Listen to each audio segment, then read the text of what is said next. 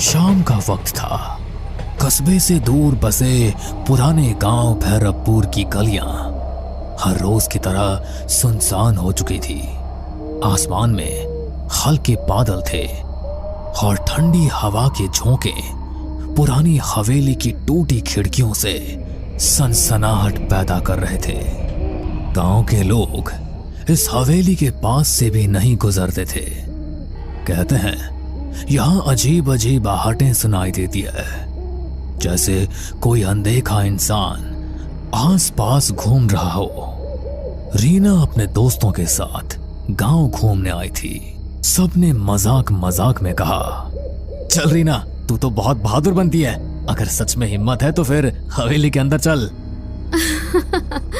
मुझे किससे डर लगेगा? भूत वूत जैसी कोई चीज नहीं होती। रीना अकेली हवेली के अंदर चली गई। टॉर्च की रोशनी टूटी दीवारों पर पड़ते ही डरावनी परछाइयां बनने लगी। वो चौंक कर पलटी। वहां कोई नहीं था। शायद मेरे दोस्तों ने मजाक किया होगा। लेकिन अगले ही पल उसने टॉर्च की रोशनी में देखा, दीवार पर उसके अलावा एक और परछाई हिल रही थी। रीना की सांसें तेज हो गई।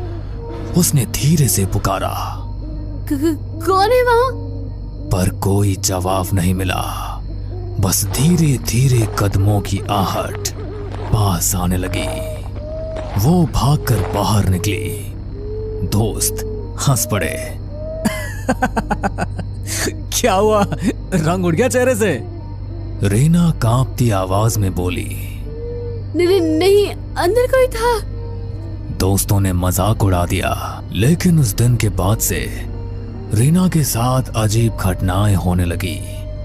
कभी रात में उसके कमरे में किसी के चलने की आवाज आती, कभी शीशे में उसके पीछे कोई धुंधली परछाई दिखाई देती। गांव का नाई रघु रोज रात को देर तक दुकान बंद करता।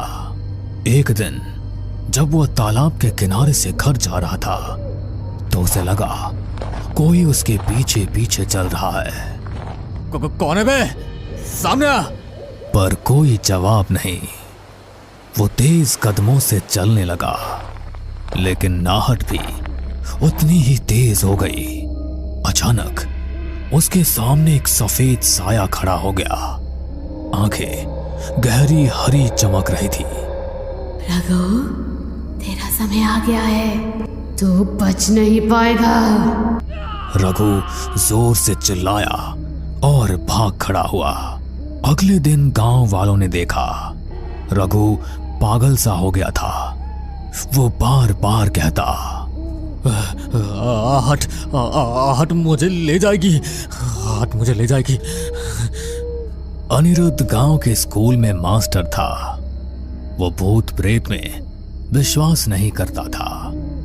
लेकिन एक रात जब वो हवेली के पास से लौट रहा था तो उसने साफ साफ सुना जैसे भारी जूतों की आवाज उसके पीछे से आ रही हो।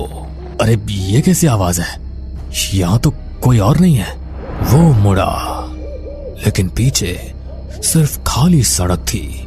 फिर अचानक उसके कान में किसी ने फुसफुसाया, तू बच नहीं पाएगा।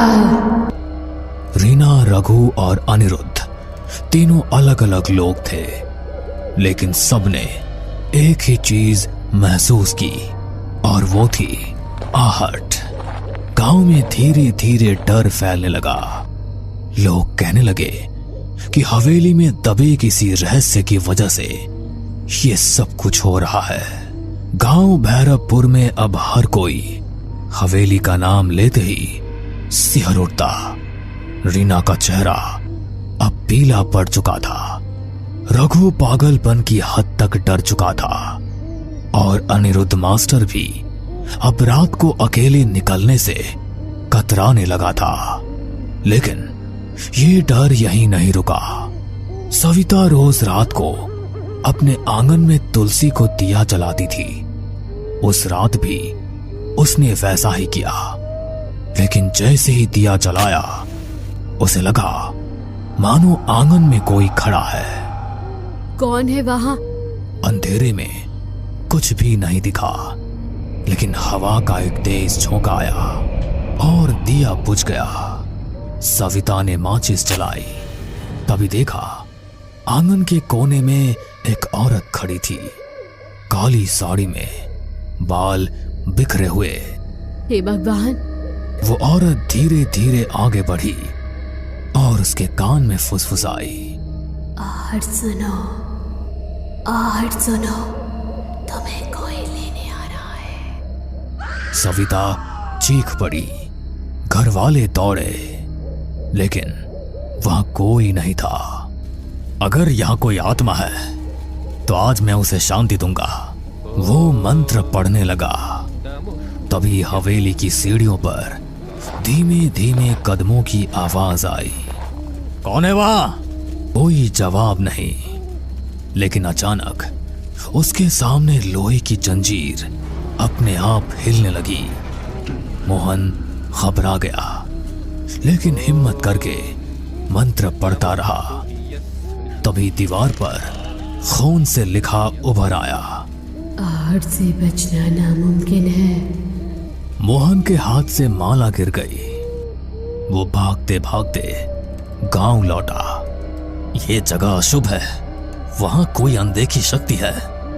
अमर गांव और कस्बे के बीच बस चलाता था। एक रात उसकी बस में कोई भी यात्री नहीं था। बस सुनसान सड़क से गुजर रही थी। अचानक उसने देखा बस की पिछली सीट पर कोई बैठा है। उसने शीशे में देखा सफेद कपड़े पहने एक आदमी, जिसका चेहरा धुंधला था। अरे कौन है? टिकट तो लो। कोई जवाब नहीं। अमर बस रोककर पीछे गया। सीट खाली थी। वो लौटकर ड्राइवर सीट पर बैठा। तभी उसके कान में आवाज आई, बस चलते रहो, आखिरी मंजिल तो मेरे पास है। अमर की हालत खराब हो गई। उस दिन के बाद उसने रात में बस चलाना ही छोड़ दिया। गांव वालों की दहशत सुनकर पुलिस ने जांच के लिए डीसीपी अरविंद को भेजा। अरविंद बहुत तर्क संगत इंसान था। भूत प्रेत की बातों पर हंसता रहता था। अरे ये सब अंधविश्वास है, मैं खुद हवेली जाऊंगा और देखूंगा। रात को वो टॉर्च लेकर हवेली पहुंचा। दीवारें खंडहर हो चुकी थी, लेकिन अचानक सीढ़ियों पर भारी कदमों की आहट गूंजी। रुको, कौन है वहां?